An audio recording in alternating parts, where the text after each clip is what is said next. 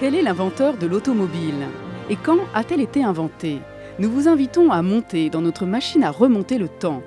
Bienvenue dans un nouvel épisode du Mondial de l'automobile pour la petite histoire.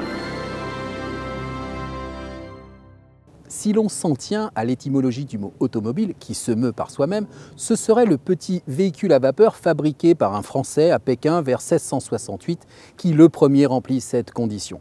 D'autres voient dans les croquis de Léonard de Vinci réalisés en 1478 un char mu par des ressorts. Grâce à ce système, proche d'un mécanisme d'horlogerie, ce lointain ancêtre de l'automobile peut avancer seul de quelques mètres et tourner, mais seulement à droite. Quoi qu'il en soit, toutes les conditions semblent réunies pour que l'invention de Nicolas-Joseph Cugnot en 1769 soit appelée une automobile. C'est en effet un Français qui le premier invente l'ancêtre de l'automobile, un fardier à vapeur, lourd chariot destiné à traîner des canons.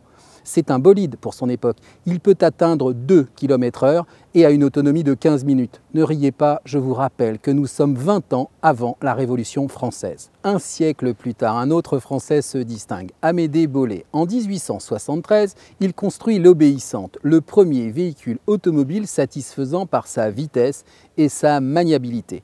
L'Obéissante est considérée comme l'ancêtre du véhicule particulier. Le 9 octobre 1875, Amédée Bollée rallie Le Mans à Paris en 18 heures. Son arrivée dans la capitale est un retentissement considérable car le fonctionnement régulier et silencieux de son véhicule tranche avec les expériences automobiles de l'époque. Toutefois, la circulation automobile n'étant pas prévue par le code de la route, sur les 200 km parcourus, Amédée Bollée écope de 75 contraventions.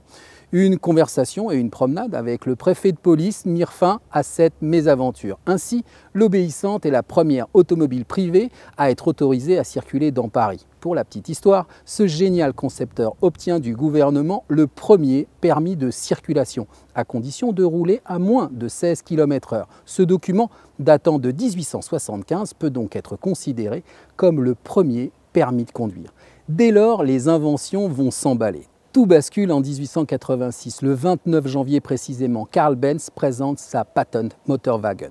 En installant un moteur à explosion, un allumage électrique, un carburateur, un radiateur à eau sur un tricycle et en le munissant d'une boîte de vitesse, Carl Benz construit ce qui est considéré comme la première automobile. Cette date marque le début d'une folle histoire entre l'homme et l'automobile.